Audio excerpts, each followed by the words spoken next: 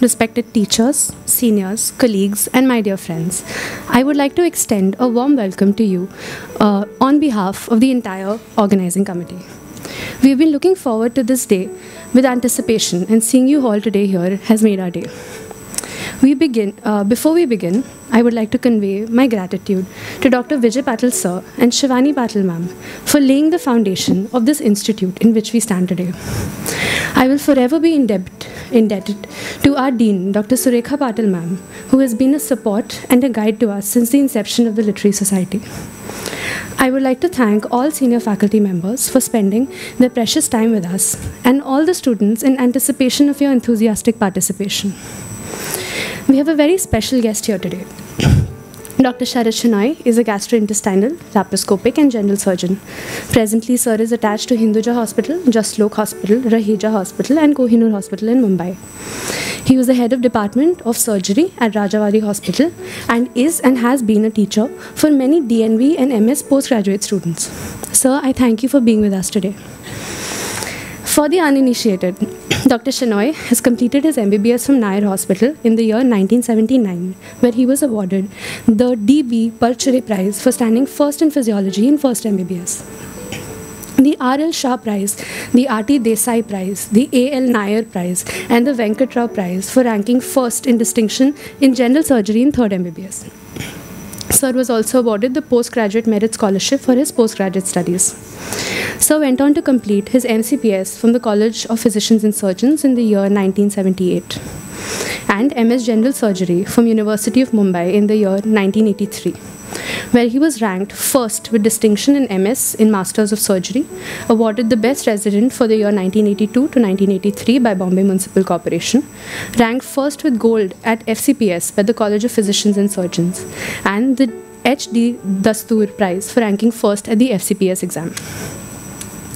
Sir completed his diplomate in general surgery by the National Board of Examinations in the year 1986, Fellowship Associations of Surgeons of India FASI in the year 1995, and Sir has done a Harvard Advanced Training Program in Minimal Invasive Surgery at the Massachusetts General Hospital in Boston in the year 2000. Further, Sir completed a continuing medical education, Science of GI Motility, Constipation and IBS at John Hopkins University in the year 2008.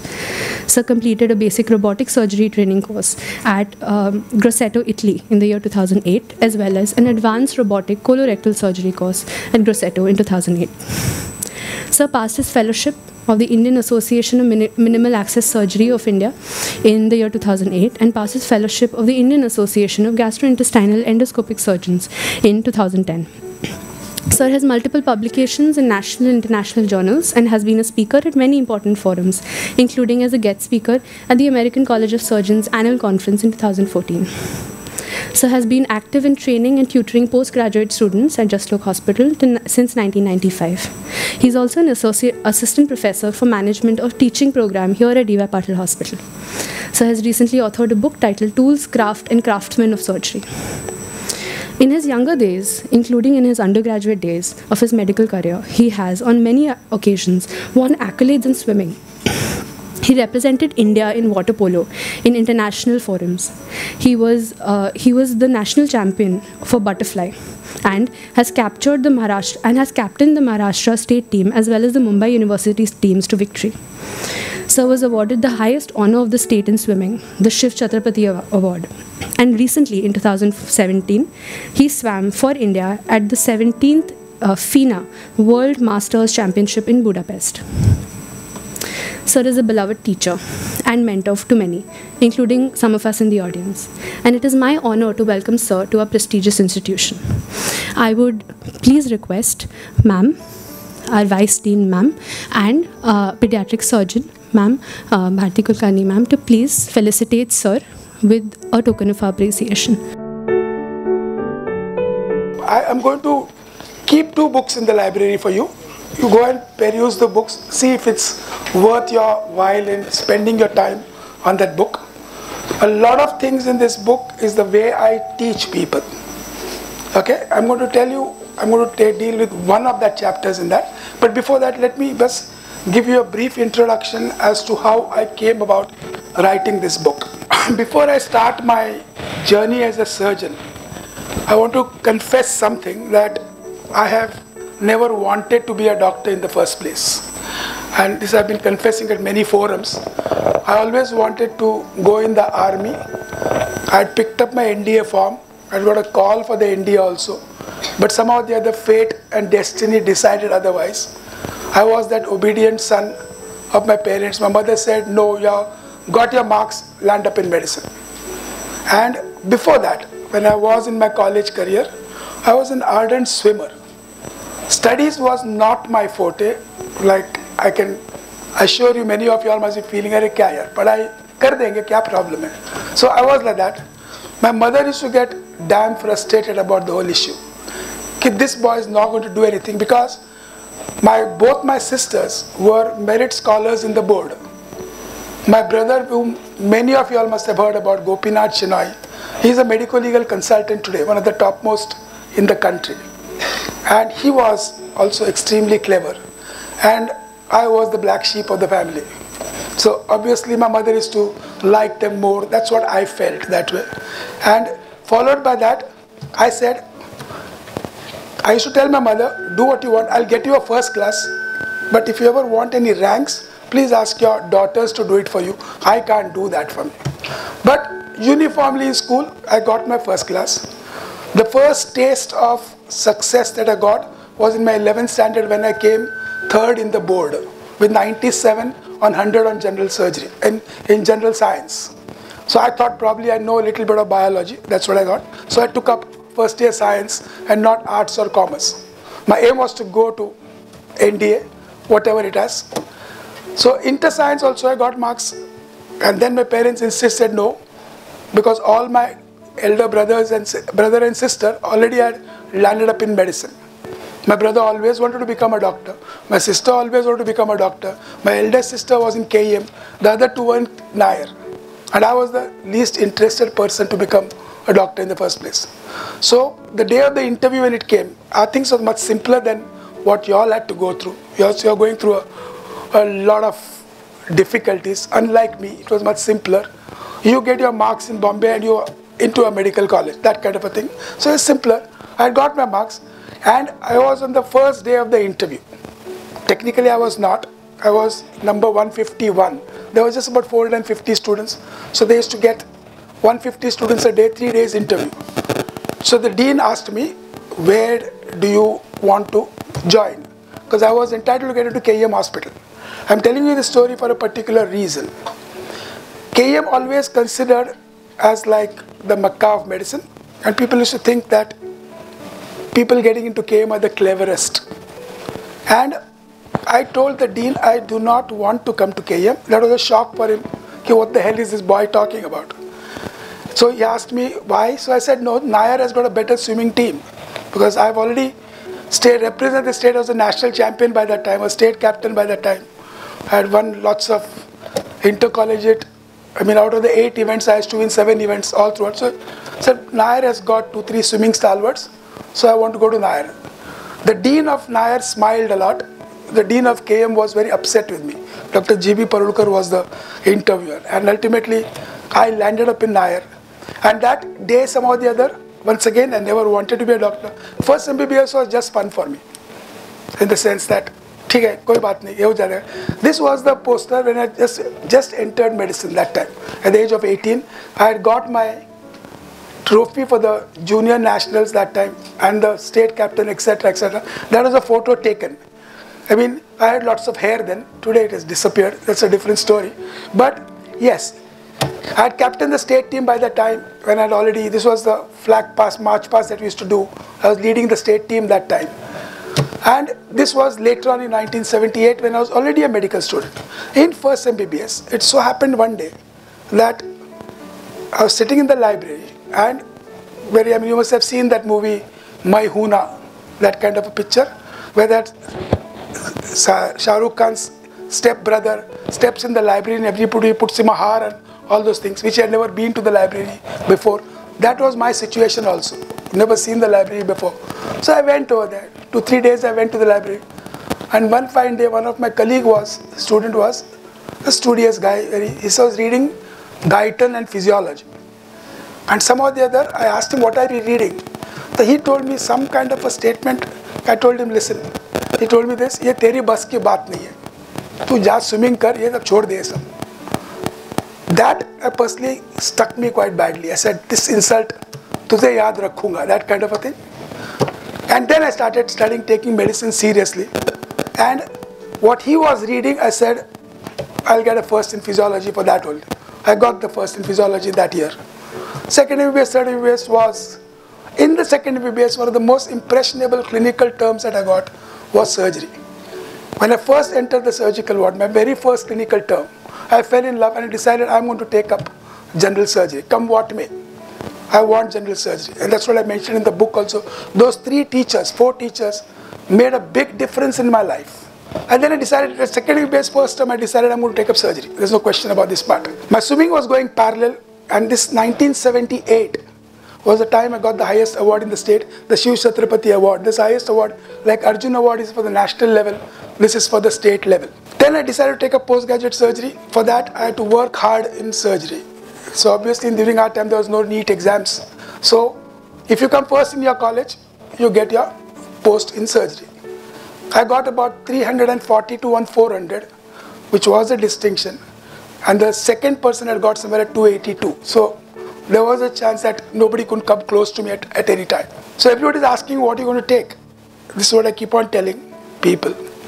That always follow your passion, not your marks. I could have got orthopedics, I could have got any branch that I wanted. But I said I want to take up general surgery because that's my passion. From general surgery, when you migrate, that's a different story. So one thing which I want to tell everybody is always follow your passion. You might feel dermat is the best for you. Follow it up. Come what may. And if you follow your passion, you will do very, very well in it. This is what I keep on telling every student who comes to meet me. Do not let go of your dream and your passion. You might want internal medicine, no problem at all. For me, internal medicine was like a Waterloo. I mean, I just used to get scared of the internal medicine exams. And the day the supervisor told me you have cleared, I said my day is done now. That was the worst mark I got, some 58% or something. In surgery I got 75%. In medicine, gynec I got 71% or something in third MBBS. But medicine, I always say medicine is for the intellectuals. Unlike we surgeons, I always call myself a buddhu. कुछ समझा नहीं, खोल के देख लेना, बाद में छोड़ दे क्या होने का. That's what we say always. I'm not saying that, but what I'm saying is that follow your passion. So I took up surgery, general surgery, and I excelled over there also. In my third MBBS, in my MS, I got a distinction. Postgraduate distinctions are somewhere like over 90%, not 70%, not 75%. It's over 90%. So the degree they write over there, Master of Surgery, they write in red. The rest all of the degrees are written in black. So if you get a distinction, also they write below a distinction. Below that they write Master of Surgery in red. So I think that's a proud moment for me. So I went in to do FCPS. That's the convocation where I again got a gold medal for the FCPS exam. So does that make me something superlative? I don't think so. I think anybody who can put in hard work will make a day for yourself. Don't worry about it. I was never considered by anybody as a clever, including my parents.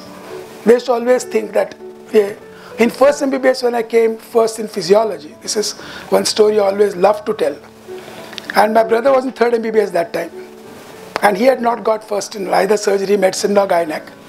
So followed by that, one of my relatives staying in Dahisar, her neighbor was in first MBBS, just entered. And I was to be the swimming champ and this and that. So she told her mother, and that mother told my aunt, that there is some Shenoy in our college who is so good in swimming as well as in studies, etc. So she came and told my mother, Sharad is doing very well. My mother couldn't believe. She told her, it must not be Sharad, this must be Gopi. So that is the kind of picture I had, reputation I had that of it. And I had to keep up that reputation. So though my brother, I can promise you that he is much more cleverer than me. My sister is also much more cleverer than me. I can tell you that much. But, and my younger brother, you must have known him also, that Tarnath Shenoy is the deaf and dumb boy who swam all the 7 channels. English channel notably, yes. And he has swum all the 7 seas of the world. He's in the Limca Book of Records. He's got a Padma Shri also. You can look up the Limca Book of Records, Tarnath Shenoy. You'll get all his details. He was my youngest brother. So my mother used to always think that the eldest son and the daughter, they are the clever ones, and the sportsman is my younger one. Though in the swimming world, there was nobody to touch me for 12 years. I was the fastest swimmer in the country. Everything was there. It was not that everything there. So during this convocation, so much I was inconspicuous in the family, I was trying to tell you this. During this convocation, my parents had come. This was actually the only convocation where I could throw my hat and all. Otherwise, Bombay University, there were no convocations that time. At least not that we knew of. My parents were sitting and I was standing in the row to collect my gold medal that time. So one of the JJ boys, students, sitting in front of my parents, were talking among themselves. This is the same Sharad Shonai who swims a lot and he was the national champion. My father tapped him on the shoulder and said, no, it's not him, it's his younger brother. So that's how my parents knew me. I never bothered when I used to go to a swimming competition. I used to carry a jolly to get my cups home. I've got more than 460 certificates in swimming. I don't know where to keep them, but I still kept them all throughout. So when these things happen, this is what I keep on telling people. I was never a clever type. But yes, I was hardworking. And one of the influential statements that made my life is what one of the cardiologists in our hospital had put up in the department. He said the road to success, and internalize this statement with you, and you'll also do equally well. The road to success, he said, late to bed, early to rise, work like hell, but advertise. The prizes that you get will be the advertisement for you. So don't ever get, okay, I am not good as the others. That's where I come in over there. I'll tell you, later on I became a lecturer in KEM Hospital. People knew me as a good teacher. I used to talk and I used to teach right from when I was an intern, one batch below. And the easiest thing was to teach instruments. Book is which about the instruments that I've written. So I used to teach the instruments in a particular manner. I'm going to tell you about that accordingly. So this gentleman, when I joined KEM as a lecturer, I had one of the most superlative persons as a mentor to me, Dr. C.V. Patel. He's no more anymore, but he is one person who I feel, who matured me as a surgeon, who gave me the sense of duty, and they gave me the sense of ethical practice in life. I can not name any other person so wonderfully. He taught me everything. He used to always tell me these words. There is nothing that I cannot teach you and nothing that you cannot learn from me. He was everything rolled into one. You could tell him talk about normal day-to-day life, what is to be, how it should be, how to conserve money, how to conserve life, how to help people out. There is nobody in this life that I've met so far who is as influential as him. So when I joined KEM, he told me that you are supposed to take a lecture for the students. And a batch of 10 was there. The first day I went, there was only one student who came in. Some of the other in KEM, Bharti should pardon me with this, they had this sort of not attitude, I would say they used to have this holier than thou attitude. And they said, we the KEMards are the best. And I used to always feel, everybody is as best as you can. I'm not saying that at all. So I said, okay, one student, I'll teach. The very second day, word spread, that student told, the entire batch of 10 came in the second batch. And very third day, all the surgical batches of 3 units, everybody started coming. And by 1 week's time, I had to shift to a major hall because everybody wanted to attend the lectures. So I felt, and later on, rumors spread about, he's not from Nair, he's from KEM only. So automatically I got absorbed into KEM. And people said, he's part of us. So remember one thing, nobody is inferior. Remember that. I always tell people, you have got admission to a medical college. Rest assured, intellectually, you are 10 times higher than the others. Let me assure you this. If you are becoming a doctor, 10 times superlative, better than IIT, whatever you might say. Your inclination towards biology and your inclination to take up medicine makes you superlative than everybody else. So that's one thing. Later on, I became a full-fledged surgeon and I decided that my teachings have to go into a book. Now when I was writing the book, I wanted to put my teachings across into the book. So what I decided was, every time I teach an instrument, okay, I wanted, because it should, I got the word yesterday, one of my students has come down with some abdominal pain. So he had come to me in my clinic just yesterday and he gave me that word. He said when I appeared for the exam, he came first in the university, MUHS, from Sion. So he's got his first over there. And I think he's got a distinction. He told me that yesterday. So he was my student. And he says, in the exam when I spoke, I could literally hear you speaking in the background, the way you were teaching. And the word he used was, you taught me how to do lateral thinking. That at one moment, anticipating what questions can be asked. Now, like for example, I'm going to teach that chapter to you about if I suppose there's a hemostat is given to you. You obviously will go in the exam and say this to use to catch, to crush, to ligate, to cauterize any bleeding point. And the next prompt question comes as what is hemorrhage? And then you are floundered over there because that is not given. You are supposed to ask only uses of the instrument. That's lateral thinking. So automatically about hemorrhage. So I've written it that way in the book. The book is written that way, that you have get this instrument. Like for example, sinus forceps, which I'm going to discuss today. That sinus forceps is the one that they're going to ask you next is abscess. I'm going to teach you that chapter. Everything about abscess that you want to know is that. You don't have to go and refer to another book. So I made it like a textbook and like the way I teach people. Like for example, the chapter of thorax. Thoracostomy or intercostal drain. The next question is how do you do it? What are the indications? I've given it immediately there. Then thoracoplasty and all the instruments that I use. What is the thoracoplasty? How do you do a thoracoplasty? No other chapter books gives everything under one roof. And that was. And the final chapter which I loved the most to write is about all the surgeons who have made a difference in our life. I've given a small bibliography of what all things Cocker had identified, what all things Halsted has done. Now we're going to talk about Lister's sinus forceps. What has Lister done? He was considered the father of modern surgery. And incidentally, that title of modern surgeon, father of modern surgery, he got almost 100 years after he died. 1912, he got the acknowledgement. So some people get delayed, but yes, today is called as the father of modern surgery. We'll come to that. All these things I've given there. I've given stories about surgeons. I've given story about Einstein and Nissen. You must have heard Nissen, the third MBBS students. Nissen's fundoplication. He was the surgeon who had gone to Einstein. Einstein had went to him. Because he diagnosed and he labeled that as an Einstein sign. He had symptoms of acute cholecystitis, but with syncopal attacks. This, he said, can't be gallbladder stones. It has to be an abdominal aorta aneurysm.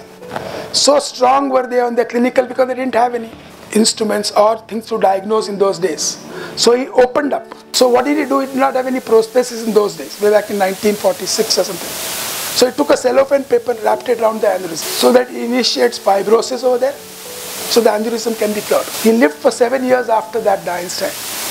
And then 7 years later, the aneurysm started rupturing through it. So that time prostheses were available. But Einstein said, don't want to get operated. And he died of that aneurysmal burst. When they did the post-mortem, the most interesting finding was that Einstein's brain was 200 grams less than a normal person. What does the story tell you? You don't have to be a brilliant person. You work hard, you can get your work done. This is what I always tell people. Okay? And this is what I always tell you. Do not forget to enjoy your life. Study is one part, 100%. There's no doubt about it. There's no. When you raise the toast of life at the end of your sunset years, you should say, yes, I've lived a life good enough. This is what I've led. This was one when I wrote the book and I was celebrating it. Everything should go parallel. Do your studies as well as do your things without, and you can do it. There's no question about not doing it. Everybody, each one of you over here, do not ever underestimate yourself. That's the first thing. Each one of you can do well. Not only well, you can do superlatively well. You have to put in hard work in whichever way you go, and what I did is what I'm asking you to do. Learn to switch on and switch off. This is what I always tell. When you are studying, forget about everything else. Put your work in there. Put your work. When you are playing sports, as I tell people, when you are dating a girl, don't keep on saying, I've got studies to do. You involve yourself in whatever. Live in the present moment. This is what I keep on telling people. Got my point? Live the present moment. And you can do not as well as me, you can do better than me. I always keep on telling people. That is what I always give. I tell my children the same thing. There is something in life is for your living and something for your hobby. There are some privileges you get in your life You can't expect anything better than this college as a privilege. But it's your duty to make use of it. So I used to keep on telling people that I used to go for night movies during residencies. 12 o'clock I come back, but I had not studied for that day. But 12 to 2 I'll study, put those 2 customary hours of studying. And then I go away. And one more small thing for the first MBBS, second MBBS, this is the way I put my efforts in. Never ever keep on doing one subject every day. Don't do that. This is what I used to always feel. You leave the link of it. What you should do is that, this is what I feel. I'm not saying you should follow it. If you're doing your medicine term and you're putting in about 3 hours of work, put 1.5 hours, 50% to medicine and 25% to surgery and medicine. Every day, gynec and surgery. Every day read something about your link, it doesn't go. Further to accentuate this link, if you're studying pulmonary tuberculosis, on the surgical side you read abdominal tuberculosis. And on the same side, on the gynec side, genital tuberculosis. This is one thing you get a cross link everywhere. For I always tell people, this is one thing you should remember. Medicine is the only subject in your entire career where you cannot say कि first MBBS हो गया, चलो छुट्टी भूल जाओ सब कुछ. You cannot forget it. You just cannot forget any of your studies because every part of it becomes useful to you somewhere along the way. Even today morning I was teaching varicose veins and I said, do you know the surgical anatomy of the veins? Nobody knew. Nobody knew. Oh, first MBBS, बहुत पुराना बात पूछ रहे थे मेरे को. However much you study, always remember, very easy topic to understand. And I've given in the book, the way I teach is what I've written over there. It's a very simple way to understand this. Okay? If you have any questions in between, I've also said one thing there. I promised her that I had taken a lecture on abscess on one of the Indian Medical Association in Nasik. And a lot of surgeons, a lot of general practitioners, everybody had come. So some of the surgeons came कि abscess में यह क्या बात करने वाला है. And when I did that abscess का thing over there, at the end of that, surgeon came and told me, I never knew there was so much to talk about abscess. I never knew there was so much to talk about abscess. And what I'm trying to tell you is that you can talk as much as you want. You can talk as much as you want. But I'm sending you this leaflet that I had made that time about the abscess. This is there in that chapter also in the book. But that is what I was taking, how much to raw talk about an abscess. I have not written about the sinus fossa, but this is what I promised her that I'll get. I hope I've got enough. There are about 300 or 400 copies I've got. I don't know how many are there. So just check on that and go through it. It's nothing very rocket science over there. But I've simplified. That's the only way I could understand a topic. I break it down, put it in the slots of my mind the way I would like to remember it. And every question I put in that same pattern. So there is no question of forgetting anything at any time. But my point, it just comes out, it keeps on coming out, left, right and center. Okay? Now, this is the nasal packing forceps and I'll tell you the reason why I'm saying how to identify a sinus forceps. A sinus forceps is usually a straight instrument. Look at this instrument, is curved. It's curved. Every instrument has got a load arm and effort arm. Effort is where we place our effort. Load is where we put the load of either the gauze piece or whatever the instrument, artery is there, what those are load. This is the effort arm. This is a joint. Okay? The joints are of various types. Some of them, one arm goes into the other. That's called as a box joint, like the one that you see here. And one has got one on top of the other, like a scissor. That's a cross joint. These are two of the simplest joints. There's the reason why the first chapter of the book, I've written a little about the physics of these instruments. Okay, there are levers, type 1, type 2, type 3 lever. Every instrument that a surgeon has manufactured is for the convenience of the surgeon to operate. Okay, is to operate. That's the reason why, remember, sinus forceps is a straight instrument. This is curved. See this? This effort arm is curved. Okay, and this is a nasal sinus forceps. This is not nasal packing forceps for ENT people. This is not a sinus forceps. Sinus forceps is straight. I've given the pictures in the book also. And that has basically has got a load arm, an effort arm, a box joint and no catch. I'll tell you the reason why there's a no catch later on. So when you describe in the exam, you say this is a Lister sinus forceps. This is another way I keep on telling, because he is obviously going to ask you who was Lister. That's the reason why. It's like basically letting the examiner know that I know much more. Can you ask me those? So the moment you say Lister, you say father of modern surgery, you get cling one brownie point over there. Obviously, that you know something more. Got my point? And what did he do to be labeled as father of modern surgery? There's a story behind it. Okay, well the story is very simple. Before the Listerian era, butchers and surgeons, butchers and barbers used to be the common surgeon available. Cesarean करना तो उसके बाद लेके जाओ, वो काटता था पेट को, बच्चा निकालता, जैसा बकरी का बच्चे को निकाला वैसे इसको निकाला यार, कोई प्रॉब्लम नहीं. The butcher and the barbers, so that has stuck so much that in England, even today, surgeons are not called doctors. They are called as Mr. So-and-so. When I was working in England, everybody, Mr. So-and-so. Doctors are only the intellectuals, the MD physicians, which I always told you. They are called doctors. Baki sab ye surgeons because they have come from barbers and butchers. Right? So this is, so you used to suture with anything that is available. बगल में बकरी का कोई tendon पकड़ा, बांधा, bleeding हुआ तो पकड़ के बांधो, उसका बाल निकला, बाल का खींच के बांधो. That was the option they had available that time. So everybody used to land up with an infection and lots of pus, and they used to land up in a great trouble. People died, but there was no medico-legal cases that time, so people were getting scot-free with this. There's no other option. This barber did it. What can I do? Followed by that, it so happened that one fine day Lister, for reasons unknown, he dipped his hand in dilute carbolic acid to wash before operating. And suddenly he found that there was no pus in this fellow. This patient came clean, no pus whatsoever. Something struck him. There must be something which was transmitted from my hand and the suture material which came in, and that triggered off that infection. So something, he didn't know what the bacteria was, kuch bhi nahi malum usko. But he said, if I wash my hands, that doesn't come. And that's how the story came in. Pre-Listerian era was full of infection. Post-Listerian, so he's called as the father of modern surgery. The surgery of antisepsis was born with him. Got my point? This was Lister. So this Lister came up with the sinus forceps. Why did he come up with that? He said that a lot of these people who didn't get abscess went and told others, अरे हमको operation किया, मेरा कुछ नहीं हुआ. तो all of them came कि हमारा कुछ करो यार, ये पस इतना निकल रहा है इधर से, कुछ तो करो.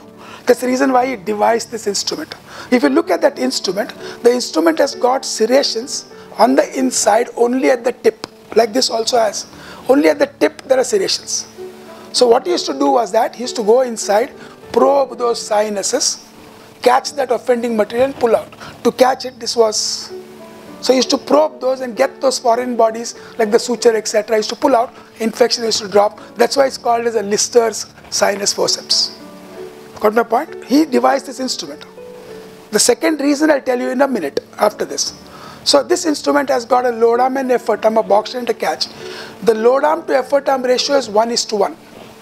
Routinely, if you look at a pulley, if you want to draw water from the well, there is a rope, the water, the dabba, you put it inside the bucket inside the well and you start pulling. It's very difficult to pull.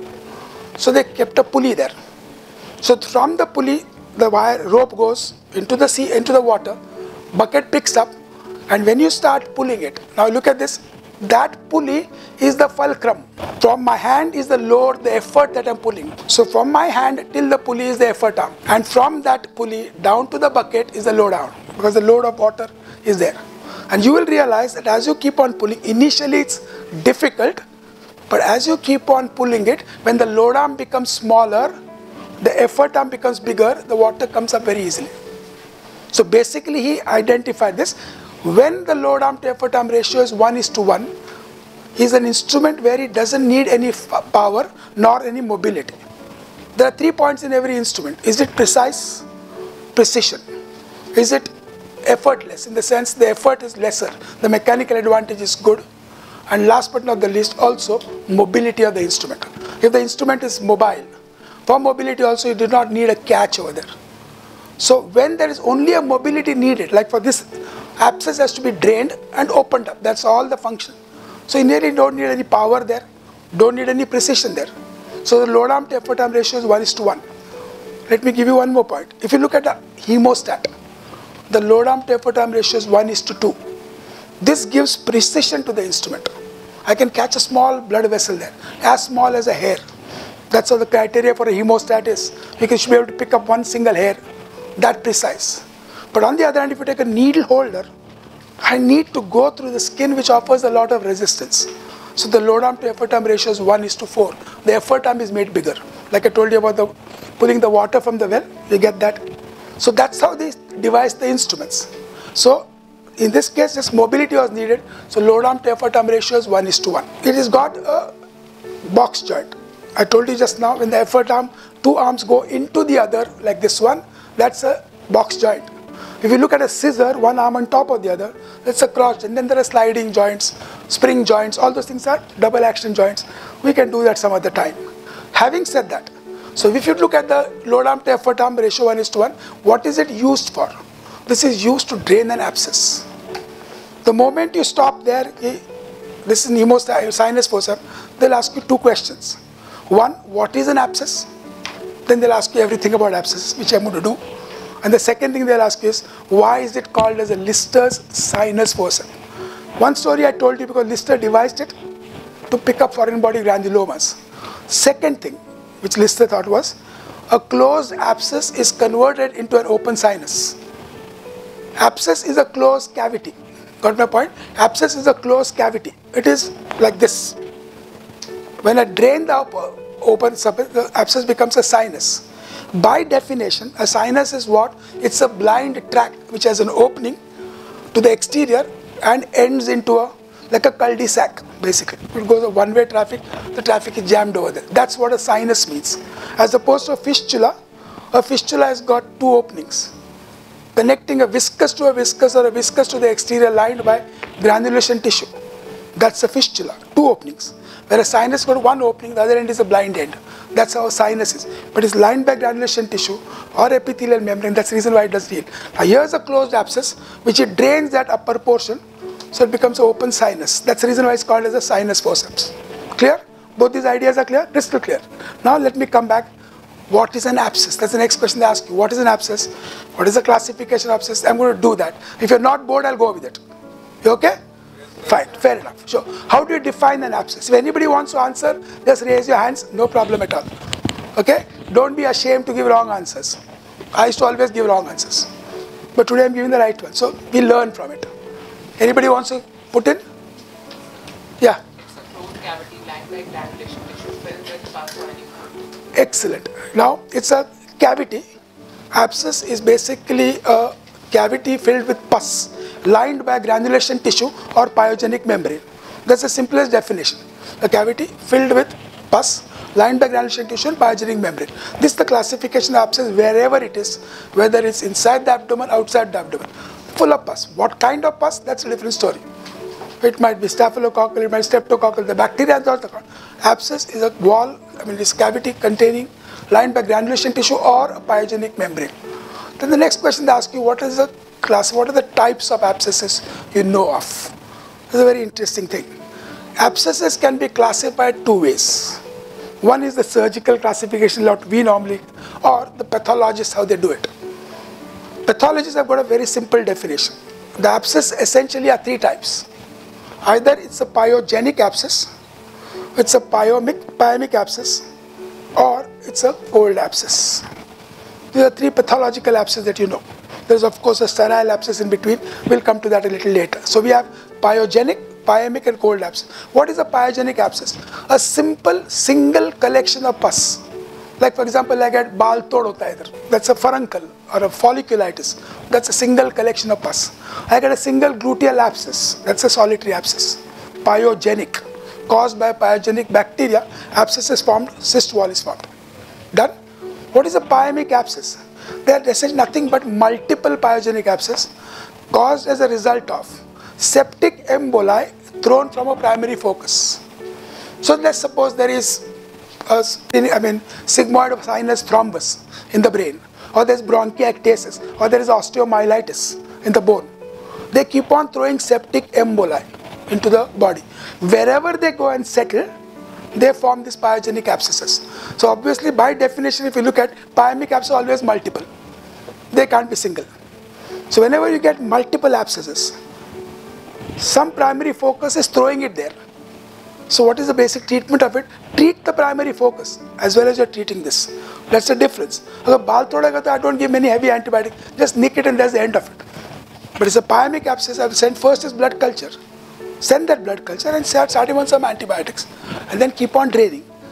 I'll tell you of a single instance which happened some time back. This was way back in 1992 when I just joined Just Look that time.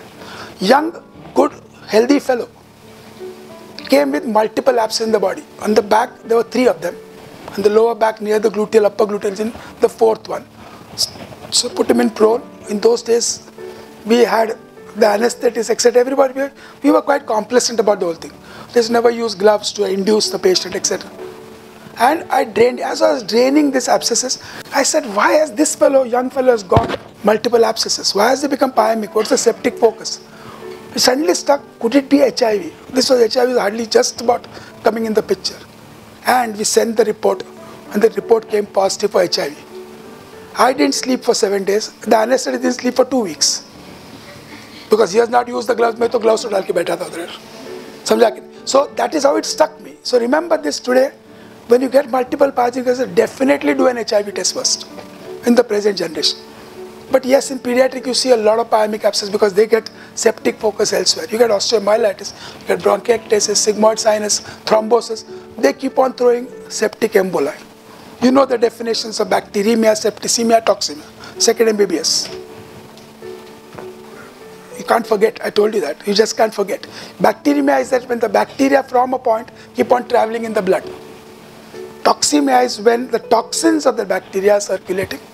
And when the bacteria and the toxins both go there, that's septicemia. Understand my point? Very simple to understand. Bacteria, toxin, both septicemia. So this fellow is in bacteremia, I send septic emboli also. That is a pyemic abscess. And what is a cold abscess? This everybody knows. Cold abscess is tuberculosis. That's what we say. But my question to you is very simple. I won't ask you this. Tuberculosis. Why is tuberculosis a cold abscess? Because it will not show the signs of inflammation. Sarcoidosis also doesn't show signs of inflammation. So does that mean sarcoidosis is also like tuberculosis, like a cold abscess? It never forms cold abscess. It forms a hot abscess. Everybody, it's a very interesting thing. Second MBBS again. Second MBBS. I'm not asking anything of third MBBS. Let me explain this to you. Why is it cold? The answer is very simple, no signs of inflammation. But why are there no signs of inflammation? That is what you got to understand. If there is a war tomorrow between India and Pakistan or India or China, it comes in the very day Republic, the nation wants to know, the whole war is seen on the television. Everything is publicized in the papers, go to war. It's a big halla-bulla happens over there. But sometimes like James Bond comes from the back. He goes and kills somebody and goes away. Nobody knows what's happened to him. He's got killed. A spy war is different. Nobody knows about it. Now look at the situation. In the body, when a bacteria comes in, this bacteria, neutrophils keep on coming there. Neutrophils have the habit of publicizing everything. They must have read my statement, but advertise, work like hell. So it's advertising. Signs of inflammation keep on coming up. Those neutrophils come there. Lymphocytes are like the James Bond. They अपना काम खुद करता है, चुपचाप बैठता है. Now, the tuberculosis, most of the bacteria that you get, pyogenic, staph, etc., they multiply once in 30 minutes. Whereas tuberculous bacilli divides once in 24 hours. Slow division. Whenever there is an active division, leukocytes come in, neutrophils come in there. When there's slow division, neutrophil doesn't even know exist or not exist. वो बाजू में बैठे, ठीक करने दो उसको call, चुपचाप बैठ रहा है. But who recognize the lymphocytes? But lymphocytes don't want to advertise. Now look at the tuberculous bacilli. They divide once in 24 hours. They're slow growing. And second thing is that, why is it slow growing and why cannot lymphocytes identify it? They've got a lipoid sheath around it. That lipoid sheath offers a disguise to this bacteria. So the neutrophils are ignored, they don't even know he exists there. Who is given this? Second MBBS microbiology book. बहुत लंबी की बात हो गया. Alright? So that's why I'm saying every MBBS part is important for you. Assimilate the necessary things. Unnecessary thing करने की ज़रूरत नहीं है. But this is the reason why a cold abscess is a cold abscess. Because of two reasons. Does not incite a neutrophilic response because they divide very slowly and they got a lipoid sheath around it. That's the reason why offers a disguise to that. Now comes the second point. When does a cold abscess become a warm abscess? That's the second question. These are the questions they ask in the exam.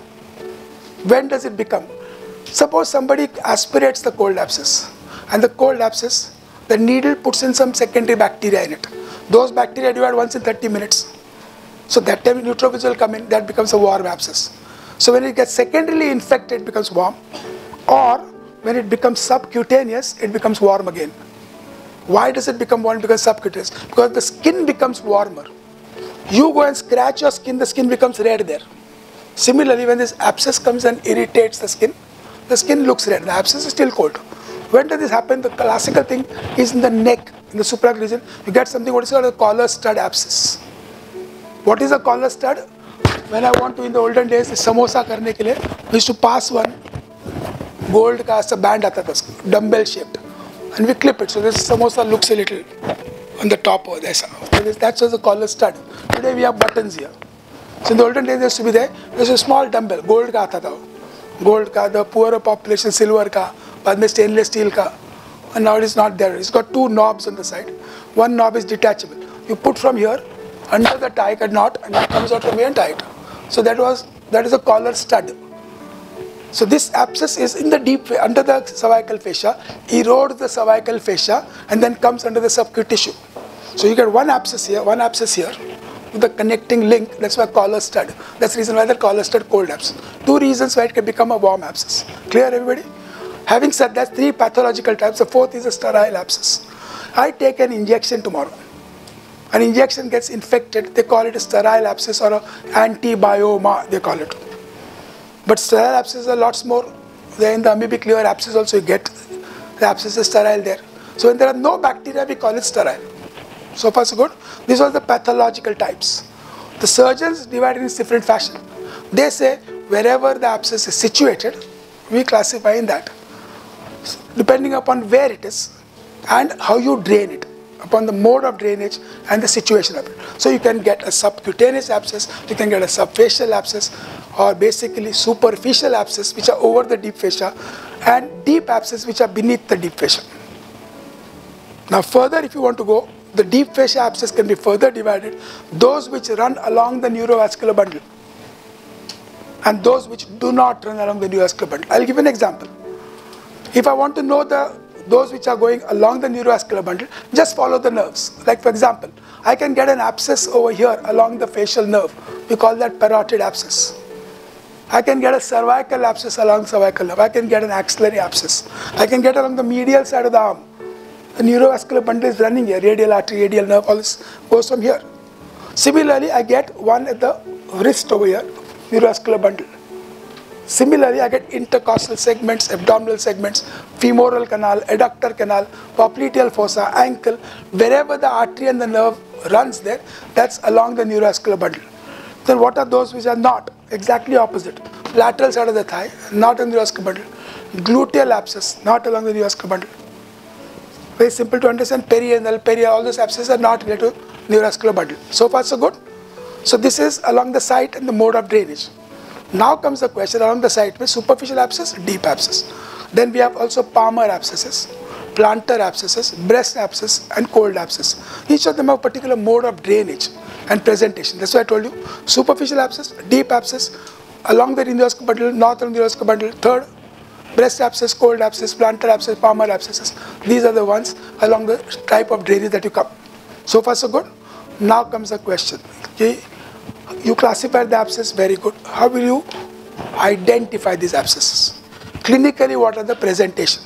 In the olden days, they used to have this famous saying, if any swelling was called as a tumor, was warm, that is called delor. Okay, rubor. There is the pain, it's called delor. And there is tenderness and functulatia.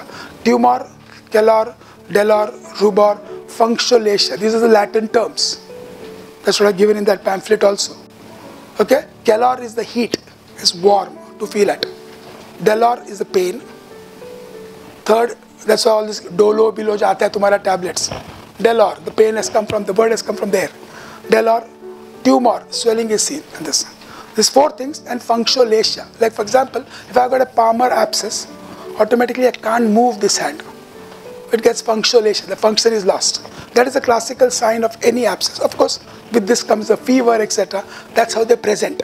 Now comes the question, okay, on clinically what do you get? On clinically you get abscesses, very simple to understand. When you get an abscess on your hand or on your leg, wherever it is, first you see a swelling which is extremely red. The skin is glistening because with the edema over the skin becomes shining. And two signs which are definitely seen in every abscess is fluctuation and blanching on pressure. If you take your finger and press the nail down, the nail becomes pale. And then the moment you leave it, you see the nail becomes red. This is the pallor or blanching on pressure. If I press the abscess down and leave my finger, I can see that the capillaries are displaced, that area becomes white, then it slowly becomes red again. That's the blanching on pressure. And fluctuation is whenever you get a fluid, you press it, you get vibration. But my idea too is that basically this is a clinical sign, yes, but do not try to demonstrate it. It's extremely painful. And one of the most important thing in life is that do not give pain to the patient. That glistening skin, that redness is good enough sign. But if you want to see blanching, the easiest thing is that you just keep your finger and remove your finger. Don't press it. The capillary will displace, you'll see a white area. You know that there is blanching there. But one thing is definite. If there is blanching, there has to be fluctuation. So don't cause pain to the patient. Just keep a finger on that. Get your finger out. You see the blanching there, whitish color. समझ गया काम है fluctuation positive आएगा. Don't try to से नहीं बोला मेरे को यार फ्लक्चुएट देखने का आवाज नहीं करने का. This was the commonest thing when a poor patient comes to you you feel you are entitled to cause him pain. Please don't do that. Please don't do that. Don't cause pain to anybody. That's the most important thing. So you have identified this. Okay, this is the way abscesses are identified. Fever आता है, सब आता है. Then having said that, we come to the next thing is how to treat these abscesses. All abscesses. This is what my teacher used to tell me. Dr. Bansali had put this word in. All abscesses are to be drained. There's no question about it. Wherever the abscess is, the abscesses are drained. What kind of drainage do we talk about? They say adequate incision, dependent drainage, and total evacuation of abscess cavity. These three things are always got to remember. Because sometimes वो बाल तोड़ होता है तो क्या बोलता है कि अरे तो निकालो उधर, just pinpoint बाल निकालो, the thing comes out like a sty. They just pull that hair out, the sty drains out, but it never really evacuates completely. So you got to make an adequate incision, dependent drainage, the most dependent, and total evacuation of abscess cavity. Prior to this, before taking him up, we have to say some principles over there. What is the principle? We have to investigate. When a person comes in an emergency, minimum investigation possible needs to be done. You got to do a hemoglobin, you got to do total count, differential count, BUN, sugars, baseline investigation. But if it's a child, I always tell people, do not for heaven's sake miss out BT-CT, as madam will definitely vouch for it. I'll give you a practical example what happened to a child. This was the barber's son who had got us in the emergency with tight phimosis. It has to do with abscess, but I'm trying to tell you the correction with the abscess. So this boy came with phimosis. The registrar felt that if I keep it on an elective list, probably I may not get to operate. There is something called as the HMS syndrome. When you get residents, you'll understand that. They feel all the seniors are doing HMS, Haath Maro syndrome. They don't give it to the students. So the registrar, they don't give it. So it comes so this way. It's true, isn't it? It is true. I mean, it's always just happened that way. So she said that I will not get it. She told me I was the houseman. बोलता इसको दोपहर का list पे रख दो. Afternoon list, circumcision करने का emergency. I said, would you like to investigate? No. ऐसा देखा hemoglobin 14. Hemoglobin was good. But I said, do you want any? We can do it. No, do it just now. And then what happened was the operation was done. That was the only patient of circumcision in my life I have given a blood transfusion. The child was hemophilic. Remember this. That's why ENT people and pediatrics always do this test because we don't know which child is hemophilic. The females are the carriers, the males are the sufferers. So took up for surgery, and that's one lesson number one that I learned as a houseman. Never under-investigate, but never over-investigate also. Do the basic investigation without fail. Now adult patient for tonsillectomy, we don't do BTCD because somewhere along the way in these 30 years, somebody must have identified hemophilia. He must have got a hemarthrosis by after falling. कहीं तो identify, बच्चे लोग में होता नहीं ऐसा. That's the reason why, always remember this. It was not done. Only patient in my life, for a circumcision, I've had to give blood transfusion for the patient. So this is what I keep on telling you. Learn, observe. Everything that you see, assimilate. And put it into the back of your mind. I will not do this in my life. Got my point? So that's the reason if it's a bachu with an abscess, definitely don't take up without this one. Second thing, basic investigation ho gaya, then you take up a surgery. What kind of a surgery will you do? Adequate is independent, total evacuation, but under some kind of suitable anesthesia. Now, for example, folliculitis. There's no reason to do a general anesthesia. I can give a local anesthesia and get away with it. Just a local anesthesia. But now comes the question, कि local anesthesia देने के लिए, in the olden days there used to be something called an ethyl chloride spray. What it does is to freeze that skin and used to nick. But so far as incision is concerned, yes. But the deeper tissue is not anesthetized. So when you do total evacuation, you get definitely pain. And I've had a personal experience. During our residency days, we used to have those Terilene pants. During the heat, we used to keep on working in those pants, and wo baal tod hota tha pair ko. My chief used to always tell me this: if you can do something well by yourself, you don't need to call anybody. So I said, surgeon ho gaya yaar. So I took a ethyl chloride spray and sprayed on my leg, and told the sister, knife de do, cut mara, put the sinus forceps inside. The moment I opened, I felt like इतना जोर से pen हुआ मेरे को, लेकिन चिल्लाएगा कौन यार? मैं खुद कर रहा हूँ पेन यार, तो मैं किसको बोलूँ उसको? You can't do that. अपने दांत अपने होठ किसको बोलूँ? वो खुद किया मैं. That's the first time I realized that this is not what I'll do. Give a local anesthesia. Ethyl chloride spray is not to be used. Of course, luckily it has been completely thrown out of the pharmac department now because we don't use it. Those are happy uses of that ethyl chloride spray also. I had a senior of mine who 1 year senior to me in Nair, and he passed almost about 4 years. When I finished my MS, he became my MBBS. These people are called as basically those experienced teachers. Notes on surgery, notes on ENT, a red book, I don't know if it's there in your library. They don't write the author, this is an experienced teacher. The first criteria when you write those books, they ask you, how many times have you failed? 7 times experienced teacher write the book. That kind of a thing. तो उसका पक्का करने के लिए वो लोग करता है ऐसा. And then they become. So this fellow was doing locum practice. After MBBS, during an internship, to get a little extra money, we used to do night duties. So general practice to go for vacation. तो 2-3 हफ्ते के लिए थोड़ा extra पैसा मिलता तो उधर बैठ के करते थे. So he came to me one day. I was a resident past. I was almost becoming CMO casualty officer. He told me that, अरे यार this problem is coming that उसको सर दर्द है यार, क्या करूँ मेरे को समझ में नहीं आता. मैं बोला देख क्यों पैरासिटामोल जो भी है तो देखने का पेन किलर दे दो. 2 दिन के वापस आ गया हो. बोलते नहीं यार ये कुछ होता नहीं है. 2-3 दिन दिया. वो हर टाइम भैया आता है मेरे पास बोलता है सर में दुखता है. सो मैंने एक आइडिया किया. वो इथाइल क्लोराइड स्प्रे लिया और उसके सर पे मार दिया पूरा. बोलता है सर उसका इतना ठंडा हो गया उधर एब्सोल्युटली. वो बोलते साहब दर्द गया मेरा. Those are the happier uses of ethyl chloride spray, but I'm not saying you should do that. Luckily, it's not available anymore. So having said that, local anesthesia you have to give. You got to go to a field block. Okay, all the areas and give it under the abscess so that the wall gets anesthetized, and then adequate incision, dependent drainage, total evacuation abscess cavity. Now each has got a particular mode of drainage. What is the mode of drainage? Very simple. Superficial abscess, that is abscesses which are above the deep fascia. Local anesthesia में काम बन जाता है. But if there are deep abscesses, it always happens this way. Their depth is so much, they're like basically like icebergs. 1/4 above, 3/4 below. So when I give local anesthesia and drain the upper part, and I put the sinus forceps inside to open that, he goes into vasovagal and dies. Because the underneath surface is so painful that he can die on the table.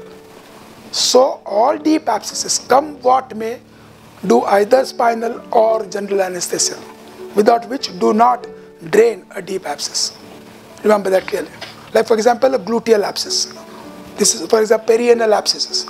You drain, adequate incision depend, but under general anesthesia. Got my point? That also given in the book.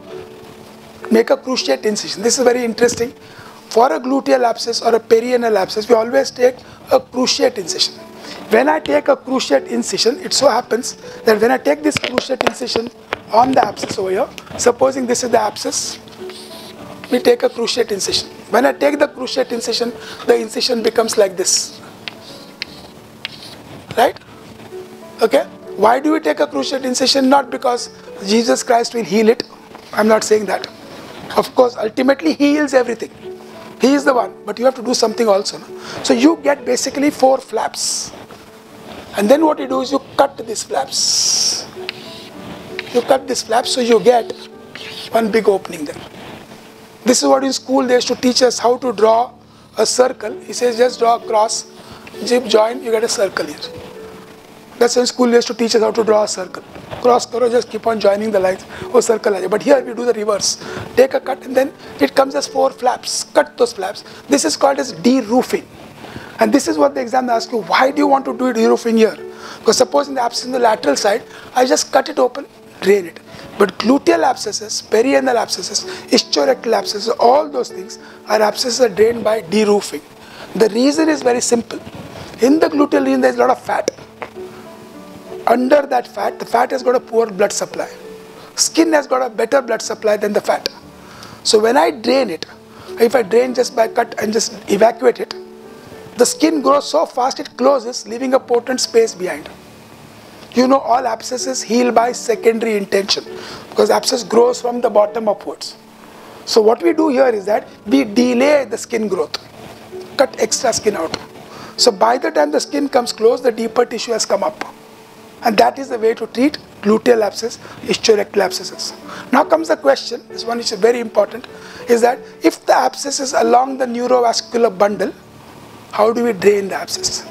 The abscess drainage is done by a method what is called as Hilton's method of abscess drainage. Incidentally, Hilton, John Hilton, who was called the anatomical John, that also given in the book. His anatomy was so good, he was called anatomical John. And he described this process. But you should be proud that this process in its exact nature was described by Sushruta some years ago, much before Christ was born. Much before. This literature says that. Sushruta has devised this method long back of Hilton's method of abscess drainage. But we belong to the present generation. We feel Hilton has got recorded literature, so we give it to name. What is this Hilton's method? I'll first define it, then I'll explain the method to you. He says any abscess deep to the deep fascia in relation to neurovascular bundle is to be drained under general anesthesia with the incisional skin parallel to the neurovascular bundle except across joint surfaces. Incisional skin to be taken with a knife, that on the deep fascia by a sinus forceps, adequate incision, dependent drainage, total evacuation of abscess cavity. That's the definition given in that pamphlet for you. Okay? Every step has been described, and that's what is abscess drainage of Hilton's method. And that's what the sinus forceps they ask you. You're draining an abscess. The next question, what is Hilton's method of abscess drainage? He was classically described for the neurovascular bundles. Now let's put it this way. If the abscess was here, this is along the neurovascular bundle, the incision should always be parallel to the neurovascular bundle, not across, because you'll slice the vessel. The vessel is you slice it. Except across joint surfaces, because on the joint if you have, and I take an incision like that, 6 months later he sees you in court because he's got a contracture now.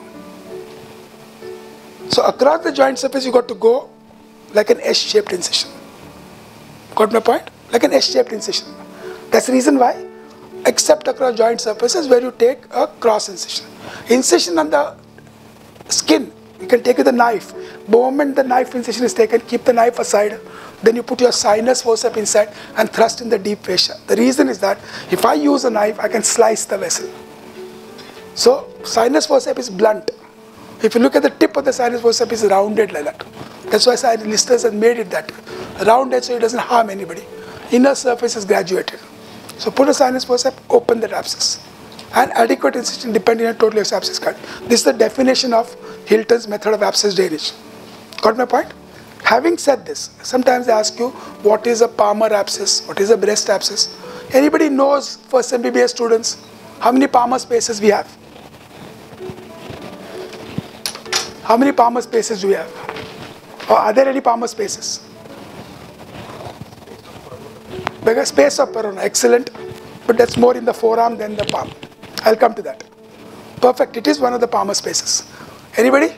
First MBBS. You must have done that. Okay, there are 5 palmar spaces. There are 2 on the dorsum here. 1 under the skin, subcutaneous, 1 under the extensor tendons. 2 on the dorsum. I'll tell you the reason for this is important. This is, on the palmar side, there are 2 again. This is hypothenar eminence, there's a thenar eminence. So this space is a thenar space.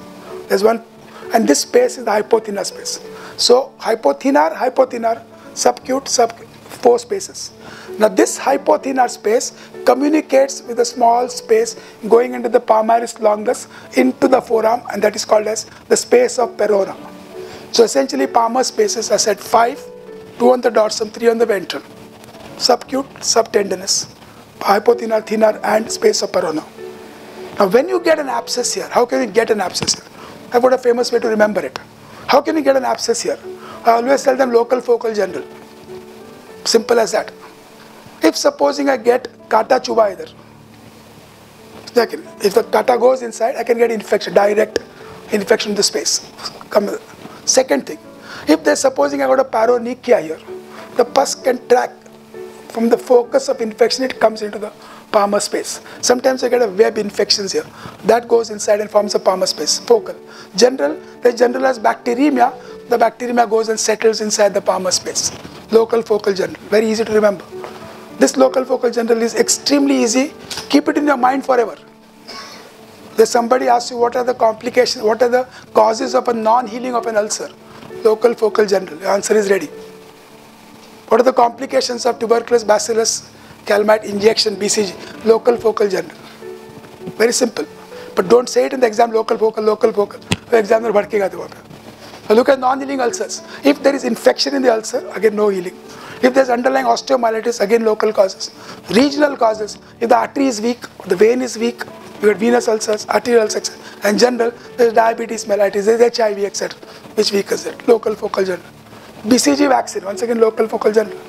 Take a BCG vaccine, you get ulcerations over here. Lymphadenopathy, encephalopathy, local focal general. Now look at the other one.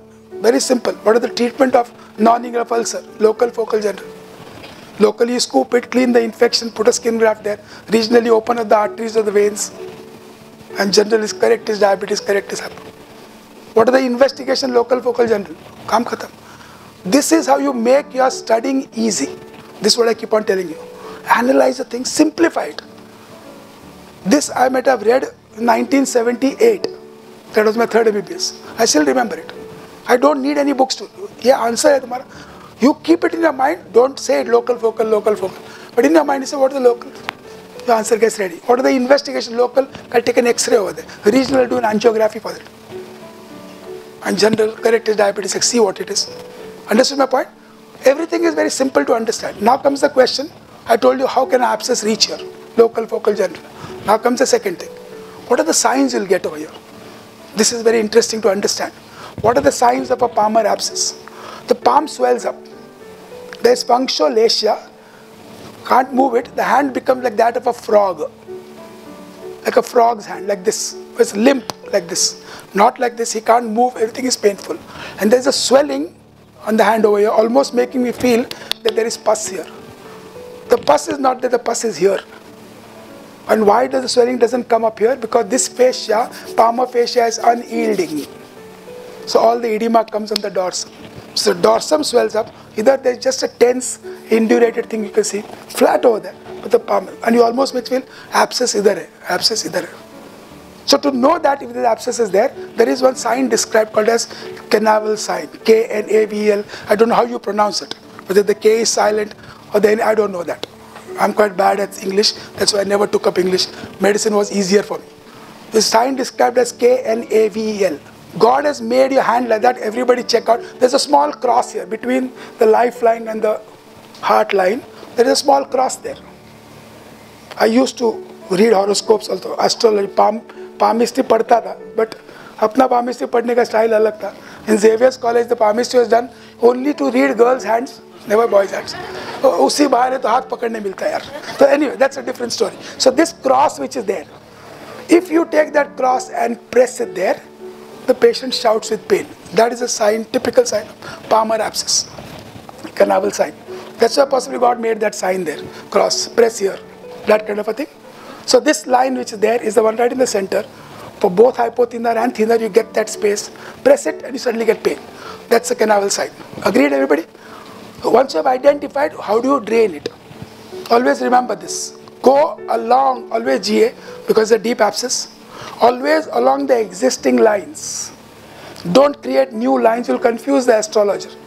वो बोलता है तेरे पास बहुत पैसा है, पैसा नहीं है और scar है यार. Don't make new lines over there for him. Don't make new lines for him. Existing lines, so hypothenar eminence. So this is the line where they show you education. That's what they say. And when you get married, तो ये लंबा करेगा इधर आके बोले 15 साल पे शादी होगा तेरा. ऐसा होता नहीं है कभी. So give it exactly where the line is. Don't go overdo it. Normally इसमें होता नहीं infection, but here is the one that infection sets in. Cut along that line. But if it is extending the space of perona, this line will go from here along the wrist and comes on the side here. Never go like this, because he gets a contracture. Always S-shaped. So this is the palmar. Plantar abscess also is virtually the same spaces. There are 5 spaces there. But usually you get the same kind of reasons for it. But when you get a plantar abscess, never, ever, ever drain on the palmar aspect. Abscess dikhta hai, maro nahi kudar. Because when a scar comes there, and later on when the scar heals, every time he walks, he remembers you. Not with the good words, khali MCBC se aata hai, baki kuch hota nahi. Because he gets pain there. That's a tactile surface. When he walks, he gets pain. So when you are cutting open the abscess, you go on the dorsoventral junction. Open from here and go inside. The scar is always on the lateral side. That doesn't happen here, but in the plantar aspect, always go on the sides. Go on the sides and go inside from there to drain it. Always remember that. Even when the corn heals, they get a lot of pain. When it heals over there, it pains unless and until you have not removed the entire corn. It gets a lot of pain there. So this is about abscesses, how to drain it. What about the breast abscesses? So breast abscesses essentially are 3. We have sector abscesses, we have subareolar abscesses, and we have basically retromammary abscesses. This is the pectoralis muscle. That's the pectoral fascia on top of it. That's the breast tissue. If I look at the breast, when you draw the breast, always remember we keep it open here. That's the lateral side. If I've got the nipple areola, if I get an abscess here, these are called as sector abscesses. The second kind of abscess that you get is essentially under the areola. If I look at laterally, comes over here. Retroareolar abscess, behind the areola. And the retromammary abscess technically is not a breast abscess. It is behind the breast tissue in front of the pectoralis. It's called retromammary abscess. Got my point? All technically are deep abscesses. Can I drain it local? I can, but I don't like to. I purposely did not come over here to sit for the lecture because I just wanted to go back to those old times. I'm one of those students whom sir has taught. His lecture started at 11 in the night and finished at 6 in the morning. And I kid you not, we did not sleep through it. There was one coffee fellow on the cycle. He used to sit just outside the lecture hall. We used to call him especially for that.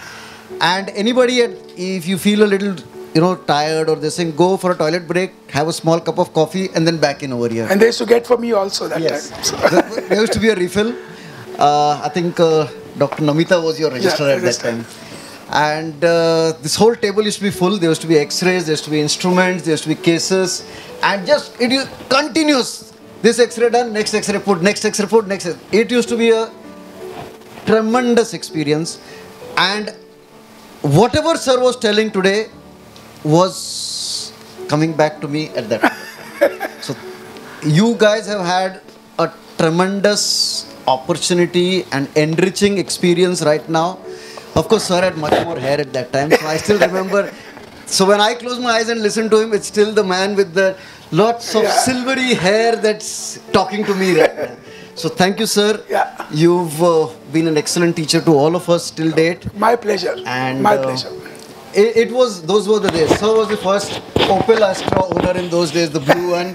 And we used to go, sir, window niche karke dikhao na.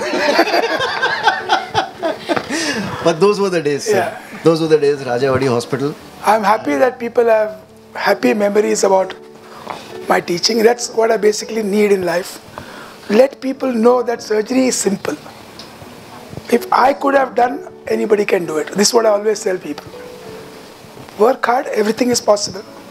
Everything. And I'm sure each of your teachers are more than willing to help you out if you have any difficulties. At any time. I'm sure of that. So, do your best in life. Remember that. Do your best. And this is one more thing which I keep on telling you. Okay, form about groups of 5, 10 friends of yours. Read 10 people, read 10 topics. But you should read all the 10 topics.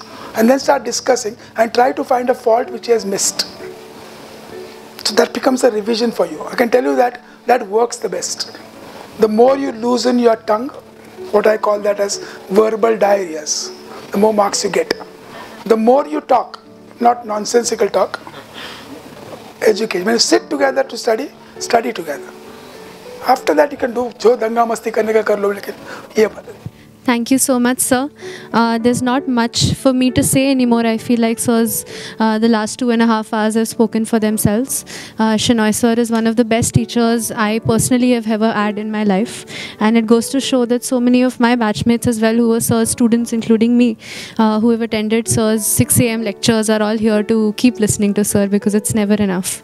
And Shenoy sir is the kind of person that we would go at 6 a.m. for his lectures in Khar, and we would come back more energetic than we were before the lecture. So sir's lecture would keep us going through the day, keep us motivated, keep us studying in the night. And sir is one of those people who inspires people to do better. And for that, sir, I thank you. Thank you for sir's time, for coming here. Thank you to the audience for being here. Again, thank you to our patrons, Shivani Patil ma'am, Vijay Patil sir, our administration, Rajiv Rao sir for being here, Bhadwar ma'am for being here, Bharti Kulkarni ma'am for being here, Anand sir for being here, and all the departmental heads who allowed students to be here for this lecture. Thank you so much.